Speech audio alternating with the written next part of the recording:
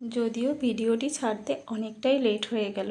ভিডিওটি ছিল 11ই ডিসেম্বরের বিকেলবেলা, মানে বিকেল না, 2টা-2:30টা নাগাদ আমি বেরিয়ে পড়েছিলাম বাড়ি থেকে রেডি হয়ে। একা একাই গিয়েছিলাম কারণ হাজব্যান্ডের ডিউটি ছিল। সেন্ট্রাল থেকে 3:30 বাজে আমাদের ট্রেন ছিল। ও একটু ডিউটি থেকে সেদিন তাড়াতাড়ি চলে এসেছিল। তারপর দুজন মিলে ট্রেন ধরে চললাম কর্ণাটকের উদ্দেশ্যে। এবারে আমাদের গন্তব্য ছিল হাম্পি। হাম্পি ঘুরতে যাওয়ার প্ল্যানটা আমাদের অনেক দিন থেকেই চলছিল। প্রথমে তো ভেবেছিলাম আমরা অ্যানিভার্সারিতে হাম্পি যাব, তারপর তখন যাওয়া হয়নি, তাই এখন আরেকটা বিশেষ দিনে চললাম। এই প্রথমবার আমার কর্ণাটকের ওইদিকে যাওয়া। এর আগে আমি কখনো ওই দিকটায় যাইনি। আর আমার পতিদেব তো বরাবরই একটু ঘোরা পাগল লোক, তাই সে সবসময় কিছু না কিছু প্ল্যান করতেই থাকে কোথাও না কোথাও যাওয়ার।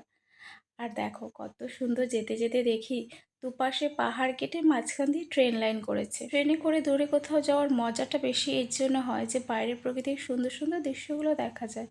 ও আবার রাতে খেয়ে নিয়েছিল ইডলি আর বড়া, আমি কিছু খাইনি।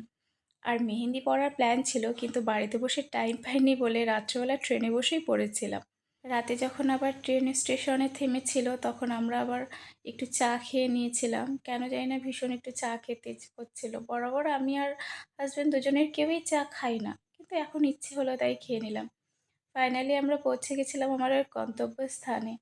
স্টেশনে পৌঁছে দেখি এত ঠান্ডা এখানে, আর আমরা কোনো ঠান্ডার প্রস্তুতি নিয়েই আসিনি।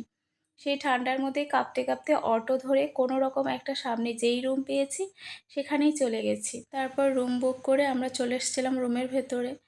চলো নেক্সট ভিডিওতে তোমাদের জানাবো কী জন্য আমরা এসেছি কর্ণাটক ঘুরতে।